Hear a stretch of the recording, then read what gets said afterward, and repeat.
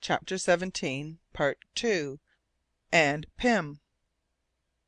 At length, moved by irresistible impulse, I said: "My friends, before any decision is made, let us carefully consider the situation. Should we not lay up everlasting regret for ourselves if we were to abandon our expedition at the very moment when it promises to succeed? Reflect upon this, captain, and you, my companions. It is less than 7 months since Patterson left your countrymen alive on Tsalal Island. If they were there then, the fact proves that for 11 years they have been enabled to exist on the resources provided by the island, having nothing to fear from the islanders, some of whom had fallen victim to circumstances unknown to us, and others had probably transferred themselves to some neighbouring island.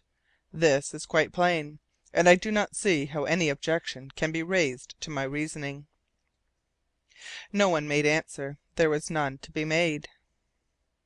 "If we have not come across the captain of the Jane and his people," I resumed, "it is because they have been obliged to abandon Tsalal Island since Patterson's departure. Why? In my belief it was because the earthquake had rendered the island uninhabitable. Now they would only have required a native boat to gain either another island or some point of the Antarctic continent by the aid of the southern current. I hardly hesitate to assert that all this has occurred. But in any case, I know, and I repeat, that we shall have done nothing if we do not persevere in the search on which the safety of your countrymen depends." I questioned my audience by a searching look. No answer. Captain Len Guy, whose emotion was unrestrained, bowed his head, for he felt that I was right, that by invoking the duties of humanity I was prescribing the only course open to men with feeling hearts. "And what is in question?" I continued, after the silent pause. "To accomplish a few degrees of latitude, and that while the sea is open, while we have 2 months of good weather to look for, and nothing to fear from the southern winter. I certainly should not ask you to brave its severity. And shall we hesitate when the Halbrane is abundantly furnished, her crew complete and in good health? Shall we take fright at imaginary dangers? Shall we not have courage to go on thither?" And I pointed to the southern horizon.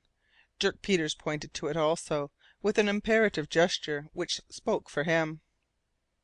Still the eyes of all were fixed upon us, but there was no response. I continued to urge every argument, and to quote every example in favour of the safety of pursuing our voyage, but the silence was unbroken, and now the men stood with eyes cast down. And yet I had not once pronounced the name of Dirk Peters, nor alluded to Dirk Peters' proposal. I was asking myself whether I had or had not succeeded in inspiring my companions with my own belief, when Captain Len Guy spoke. "Dirk Peters," he said, "do you assert that Arthur Pym and you, after your departure from Tsalal Island, saw land in the direction of the south?" "Yes, land," answered the half breed. "Islands or continents, understand me. And I believe that Pym, poor Pym, is waiting there until aid comes to him." "There, where perhaps William Guy and his companions are also waiting," said I, to bring back the discussion to more practical points. Captain Len Guy reflected for a little while, and then spoke. "Is it true, Dirk Peters," he asked, "that beyond the 84th parallel the horizon is shut in by that curtain of vapour which is described in the narrative? Have you seen with your own eyes, those cataracts in the air, that gulf in which Arthur Pym's boat was lost?" The half breed looked from one to the other of us, and shook his big head. "I don't know," he said. "What are you asking me about, captain? A curtain of vapour? Yes, perhaps, and also appearances of land towards the south." Evidently Dirk Peters had never read Edgar Poe's book, and very likely did not know how to read. After having handed over Pym's journal, he had not troubled himself about its publication.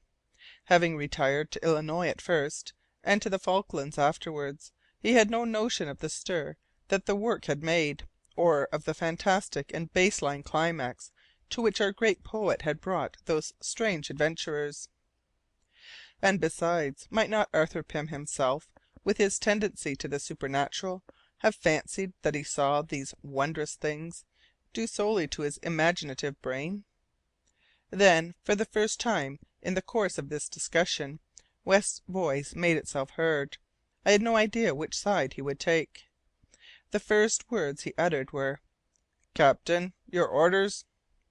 Captain Len Guy turned towards his crew, who surrounded him, both the old and the new. Hearne remained in the background, ready to intervene if he should think it necessary. The captain questioned the boatswain and his comrades, whose devotion was unreservedly his, by a long and anxious look, and I heard him mutter between his teeth, "Ah, if it depended only on me, if I were sure of the assent and the help of them all!" Then Hearne spoke roughly. "Captain," said he, "it is 2 months since we left the Falklands. Now my companions were engaged for a voyage which was not to take them further beyond the icebergs than Tsalal Island." "That is not so!" exclaimed Captain Len Guy. "No, that is not so. I recruited you all for an enterprise which I have a right to pursue so far as I please." "Beg pardon," said Hearne coolly, "but we have come to a point which no navigator has ever yet reached, in a sea no ship except the Jane has ever ventured into before us, and therefore my comrades and I mean to return to the Falklands before the bad season. From there you can return to Tsalal Island, and even go on to the Pole if you so please." A murmur of approbation greeted his words. No doubt the sealing master justly interpreted the sentiments of the majority, composed of the new recruits. To go against their opinion, to exact the obedience of these ill disposed men, and under such conditions to risk the unknown Antarctic waters, would have been an act of temerity, or rather an act of madness, that would have brought about some catastrophe. Nevertheless, West, advancing upon Hearne, said to him in a threatening tone, "Who gave you leave to speak?" "The captain questioned us," replied Hearne. "I had a right to reply." The man uttered these words with such insolence that West, who was generally so self-restrained, was about to give free vent to his wrath, when Captain Len Guy, stopping him by a motion of his hand, said quietly, "Be calm, Jem. Nothing can be done unless we are all agreed. What is your opinion, Hurliguerly?" "It is very clear, captain," replied the boatswain. "I will obey your orders, whatever they may be. It is our duty not to forsake William Guy and the others so long as any chance of saving them remains." The boatswain paused for a moment, while several of the sailors gave unequivocal signs of approbation. "As for what concerns Arthur Pym—" "There is no question of Arthur Pym," struck in the captain, "but only of my brother William and his companions." I saw at this moment that Dirk Peters was about to protest, and caught hold of his arm. He shook with anger, but kept silence. The captain continued his questioning of the men, desiring to know by name all those upon whom he might reckon. The old crew to a man acquiesced in his proposals, and pledged themselves to obey his orders implicitly, and follow him whithersoever he chose to go. 3 only of the recruits joined those faithful seamen. These were English sailors. The others were of Hearne's opinion, holding that for them the campaign was ended at Tsalal Island. They therefore refused to go beyond that point, and formally demanded that the ship should be steered northward, so as to clear the icebergs at the most favourable period of the season. 20 men were on their side, and to constrain them to lend a hand to the working of the ship if she were to be diverted to the south, would have been to provoke them to rebel. There was but one resource to arouse their covetousness, to strike the chord of self-interest. I intervened, therefore, and addressed them in a way which placed the seriousness of my proposal beyond a doubt. "Men of the Halbrane, listen to me. Just as various states have done for voyages of discovery in the polar regions, I offer a reward to the crew of this schooner. $2,000 shall be shared among you for every degree we make beyond the 84th parallel." Nearly $70 to each man. This was a strong temptation. I felt that I had hit the mark. "I will sign an agreement to that effect," I continued, "with Captain Len Guy as your representative, and the sums gained shall be handed to you on your return, no matter under what conditions that return be accomplished." I waited for the effect of this promise, and, to tell the truth, I had not long to wait. "Hurrah!" cried the boatswain, acting as fugleman to his comrades, who almost unanimously added their cheers to his. Hearne offered no further opposition. It would always be in his power to put in his word when the stances should be more propitious. Thus the bargain was made, and, to gain my ends, I have made a heavier sacrifice. It is true we were within 7° of the south, and if the Halbrane should indeed reach that spot, it would never cost me more than $14,000. Early in the morning of the 27th of December, the Halbrane put out to sea, heading south west. After the scene of the preceding evening, Captain Len Guy had taken a few hours' rest. I met him the next day on deck, while West was going about fore and aft, and he called us both to him. "Mr. Jeorling," he said, "it was with a terrible pang that I came to the resolution to bring our schooner back to the north. I felt I had not done all I ought to do for our unhappy fellow countrymen, but I knew that the majority of the crew would be against me if I insisted on going beyond Tsalal Island." "That is true, captain. There was a beginning of indiscipline on board, and perhaps it might have ended in a revolt." "A revolt we should have speedily put down," said West, coolly, "were it only by knocking Hearne, who is always exciting the mutinous men, on the head." "And you would have done well, Jem," said the captain. "Only justice being satisfied, what would have become of the agreement together, which we must have in order to do anything? Of course, captain, it is better that things passed off without violence, but for the future Hearne will have to look out for himself." "His companions," observed the captain, "are now greedy for the prizes that have been promised them. The greed of gain will make them more willing and persevering. The generosity of Mr. Jeorling has succeeded where our entreaties would undoubtedly have failed. I thank him for it." Captain Len Guy held out a hand to me, which I grasped cordially. After some general conversation relating to our purpose, the ship's course, and the proposed verification of the bearings of the group of islands on the west of Tsalal, which is described by Arthur Pym, the captain said: "As it is possible that the ravages of the earthquake did not extend to this group, and that it may still be inhabited, we must be on our guard in approaching the bearings." "Which cannot be far off," I added. "And then, captain, who knows but that your brother and his sailors might have taken refuge on one of these islands?" This was admissible, but not a consoling eventuality, for in that case the poor fellows would have fallen into the hands of those savages of whom they were rid while they remained at Tsalal. "Jem," resumed Captain Len Guy, "we are making good way, and no doubt land will be signalled in a few hours. Give orders for the watch to be careful." "It's done, captain." "There's a man in the crow's nest?" "Dirk Peters himself, at his own request." "All right, Jem, we may trust his vigilance." "And also his eyes," I added, "for he is gifted with amazing sight." For 2 hours of quick sailing, not the smallest indication of the group of 8 islands was visible. "It is incomprehensible that we could not come in sight of them," said the captain. "I reckon that the Halbrane has made 60 miles since this morning, and the islands in question are tolerably close together."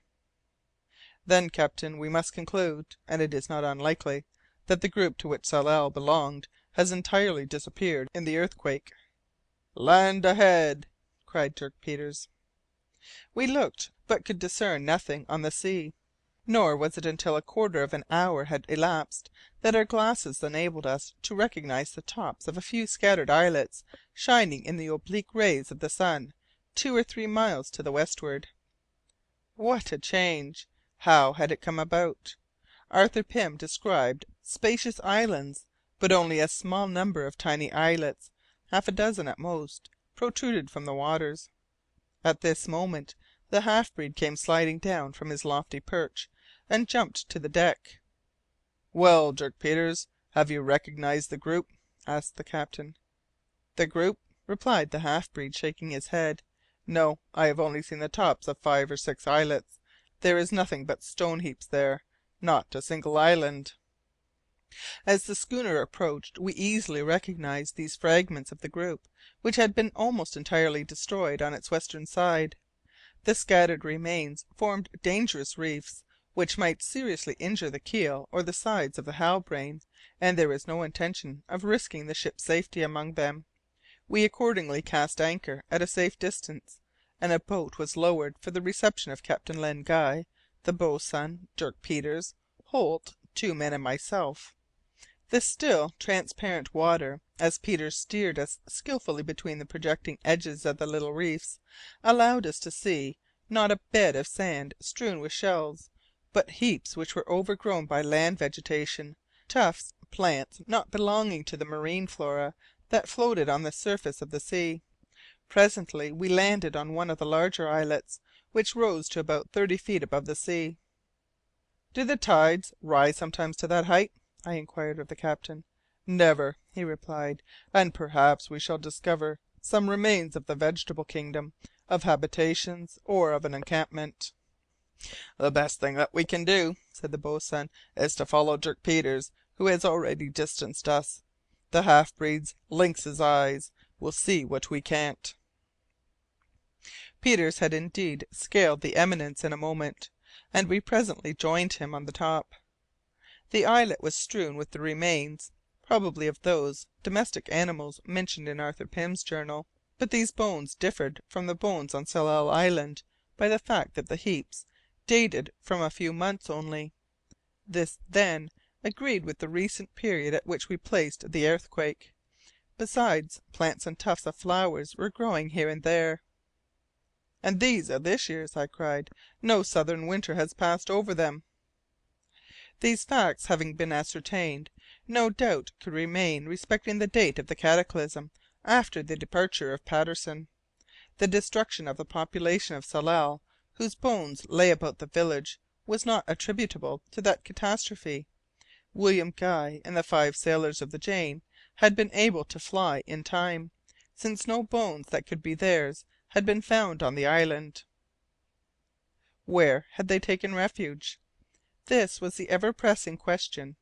What answer were we to obtain? Must we conclude that having reached one of these islets, they had perished in the swallowing up of the archipelago? We debated this point, as may be supposed, at a length and with detail which I can only indicate here. Suffice it to say that a decision was arrived at to the following effect. Our sole chance of discovering the unfortunate castaways was to continue our voyage for 2 or 3 parallels further. The goal was there, and which of us would not sacrifice even his life to attain it? "God is guiding us, Mr. Jeorling," said Captain Len Guy. Chapter 17.